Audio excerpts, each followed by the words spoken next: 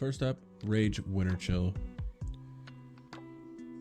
So Winterchill is a pretty easy boss, guys. He's just this creepy looking thing that you can tank in the middle like this. Spread your groups around the boss and just pump. He doesn't have that many mechanics, but the two you should look out for that can kill you quick is Ice Bolt. It's exactly what you think it is. A big bolt of ice that hits you for a ton of damage, puts you in an ice block, and also leaves a deadly dot on you that kills you after 2 seconds. The only way to get out of it is to get healed really quick, but it's kind of hard for healers to do that. And the other option is you will see this warlock right here do PvP trinkets. So this is a fight that, yes, you can and should wear your PvP trinket, okay? I know it sucks to lose a trinket slot, but it's whatever. It gets you, saves you from dying. It's just kind of hard to have the healers try to do that really fast, you know what I mean? Also, paladins can bubble it, and as you see right to the left of me right here, the mage can ice block. So mages can ice block the ice block, and I believe they can blink it too. The only other thing else to worry about on this fight is death and decay. You'll see it right here. It's just a ground effect AoE. You gotta not stand in it like a fire, but the difference is you can't see it that well. So I'll pause it up here. You can kind of see the little ground floating. I'm standing in it right now. It's little red floaters, like, you know, gas, it looks like red gas. That's how you know what it is. And it's just kind of hard to see, but a lot of the times you can't see it. I can't see it until I'm under it. You can turn your graphic settings up a little bit and it'll help you see it, like the visual settings. Tweak with them. Colorblind little mode or colorblind mode thing will help you see it too if you need it, if you're really having trouble seeing it, you know. That's pretty much a fight. She also Winterchill acts like a mage, so he has frost armor and he also frost novas. Nothing really to worry about that at all. And guys, just make sure you wear your PvP trinket, because as you'll see, look how hard this bolt hits me for. All my health is gone, and it was because I forgot to wear a PvP trinket. So don't be me. Make sure you put that PvP trinket on, my guys. And that's all for this fight, man. It's really easy. Stay out of decay, PvP trinket your shit out of the ice block, and you're good to go.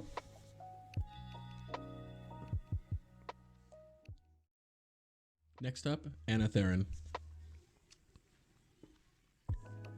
Now, Anetheron is another very easy boss with just a couple of mechanics to look out for. So to start, have your main tank him here while everybody spreads around him loosely, and have your off tank shuffle to the right like you see him over there with my arrow is. He's over there to collect the infernals, which I will explain a little bit later.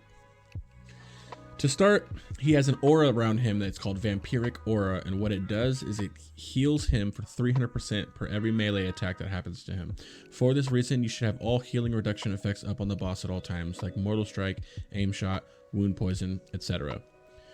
One of the two main mechanics that he has, which are stupid, is this green shit he spits out like this called Carrion Swarm.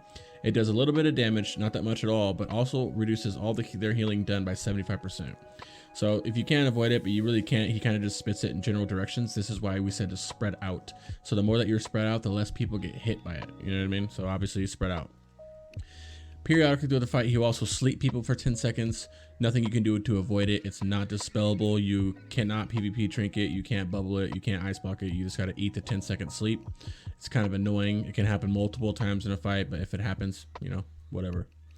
And then the main mechanic that can cause many wipes in this, if you're not careful, is the Infernals. Now, every 60 seconds, Anetheron will summon an Infernal that'll slam to the ground, stun everybody around for 2 seconds, and emit Hellfire. For this reason, have whoever is targeted by the Infernal run him to the off tank, so the off tank can pick up the Infernal. The Infernal at which is immune to taunt, so give the tank a little bit of time to build some threat, and then have the ranged casters nuke the Infernal down. And that is it, my friends.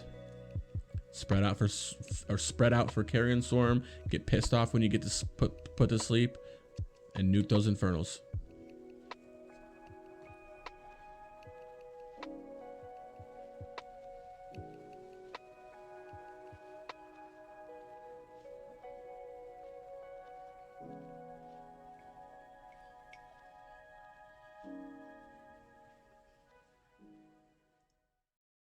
Next up, Kaz'roga. So this fight's a little weird. It is a very easy fight, one of the easiest, but it has one very difficult mechanic to deal with, and it has to deal with mana consumption and mana preservation. If you can get that down, you're good. This is a big mana user heavy fight. What happens is, and I'm not kidding, this is the only mechanic you need to worry about. What happens is he puts a mark of Kaz'roga on you, which is a debuff. And what this debuff does is it drains 600 mana every second. And if you don't have 600 mana when that ticks to go off, that's every second it's on you for 4 or 5 seconds. So do the math, okay? So if it hits If it goes to take 600 mana from you and it cannot, then you blow up. And not only do you blow up, but you blow up every single person around you. So you need to make sure that you stay above 3,600 mana every single time. This is easier for warlocks. Obviously, some classes it's difficult. Do everything you can to stay above 3,600 mana. Do not blow up. And if you are going to blow up, make sure you run out of the raid so you don't kill anybody, okay? The only other two mechanics in this whole entire fight to deal with is a simple cleave and a simple war stomp. Not even really worth mentioning that much. I just do it for some content. Guys, that's the fight. It's that easy. It's just these marks you have to worry about. Just be smart. If you are a class, just make sure that you know how to maximize your mana usage. That's paladins can bubble, ice block before the mark lands, anything like that. Do all that you can. And then once again, if you are going to die from the mana drain, run out of the raid and do not kill anybody else. Do not panic if people start to die from not having mana. Let your other raiders can keep going and they can focus. Plus, Thrall, tank him over here by him because Thrall helps fight. And there's been times when we have wiped, but Thrall finished the fight for us, man. So make sure you tank it by Thrall and let Thrall do some fighting for you guys. And that's it.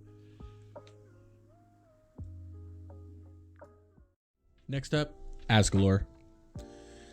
So this fight is actually a little bit more difficult. You need some positioning and some stuff to do with this. So to start off, you need to have Soulstone rotation set up already going, okay? So that needs to be done before you even pull, because there's a mechanic called Doom, which you're going to see right now, which is a pain in the ass. So first off, have your off tank exactly where you see my character running right now, okay? See where I'm running to my off tank right now? Because I got the debuff called Doom. What this is after 20 seconds of the debuff, I die, or whoever has Doom dies, okay? Which is why you soulstone them so they can get back up. When they die, they leave a lesser Doom Guard in their place, which is why you are here, so your off tank can pick up the Doom Guard, okay? After you die, get back up with your soulstone, run back to where your group is, and at every range, nuke this Doom Guard, okay? Nuke the shit out of this Doom Guard. You do not want more than one Doom Guard up. Everybody else, make sure whoever dies gets soulstone. If you know, make sure you pallies, give them some salvation back, buff them up real quick if you can afford it with the mana, so they can finish pumping. Okay, so nuke this Doom Guard down. Throughout the whole fight, they're gonna keep dooming people. Who's gonna keep dying? You have to keep killing lesser Doom Guards. Other than that, the only other mechanics is the silence you cannot avoid at all. So you just gotta eat this while you're fighting out the boss and the Doom Guards. And then the other mechanic which you can avoid is a Rain of Fire. So Rain of Fire is exactly what you think it is, except for it adds a debuff dot at the end of it, but it can be outrange. So just do that. Outrange it, my friends. And that's the fight. The whole fight is you dodging fire and making sure your raid drops the lesser Doom Guards off at the spot with the tank, okay? So they can pick up the tank, and that's the whole fight. Nuke the lesser Doom Guards, avoid the fire. Nuke the lesser Doom Guards, avoid the fire. I'm pretty sure you guys get it now, my friends. And that's all.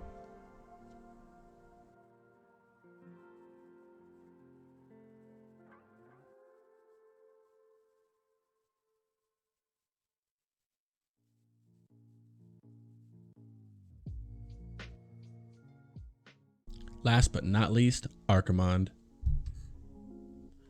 Now, Archimonde is definitely a very hectic fight with a lot of mechanics. So to start, let's just go over some basic stuff like comps. You need to make sure that you have a shaman, a healer, and a decursor in every single group. If you are a resto shaman, obviously that covers both the healing and the decursing. Make sure that happens. As well as stay by your group and in totem range the entirety of the fight. For examples that will be given ahead of the future, okay? And another thing to make sure is that everybody, I hope everybody has this, but everybody should have a tier of the goddess from Tyrande on top of the hill. You will need this multiple times during fight. Sometimes you won't need it during fight, but you must get it. And not only that, but put it on a nice, safe keybind action bar down there like I did, so you can use it at will and not have to rummage through your bags to do it.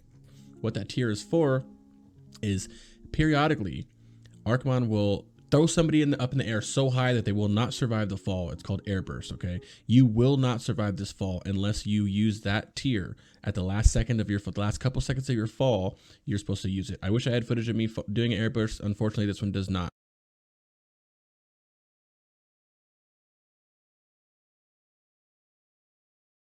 To watch out for is grips of the Legion. This must be dispelled immediately. This is why I said so many times, I'll say it during the video or during this part of the video, to stay by your group and in totem range, okay?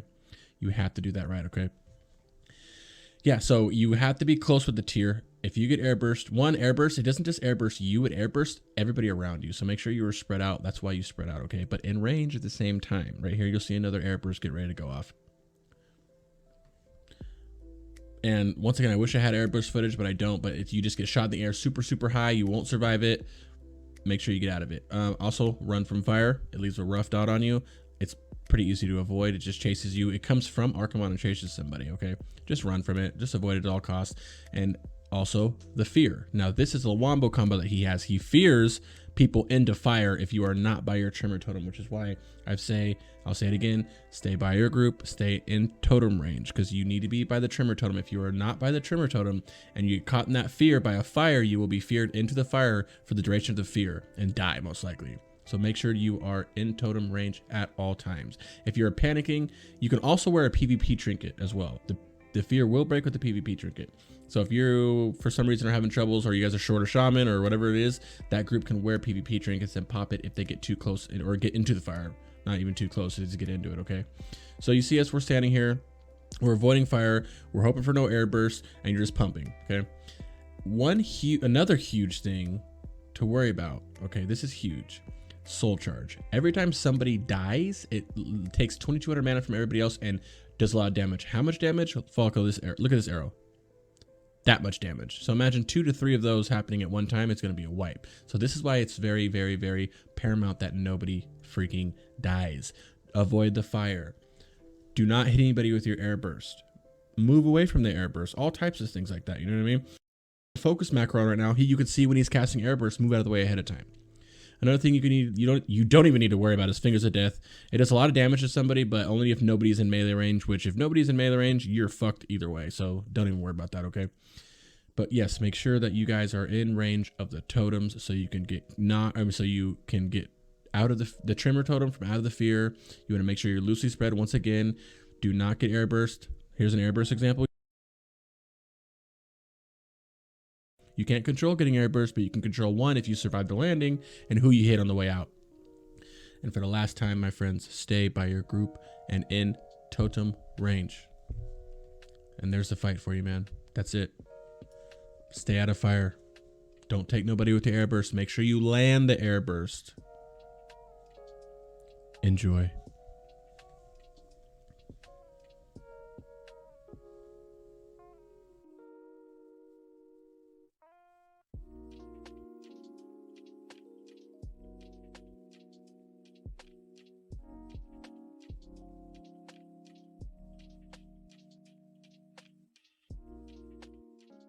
Thank you so much for watching, my guys. That's all for this raid guide. Next up is Black Temple, man. Please like, follow, subscribe for more content. It helps my channel grow tremendously. I really appreciate it, guys. Follow me over at twitch.tv/crixgaming for some more content, man. Peace, peace, peace, peace, peace.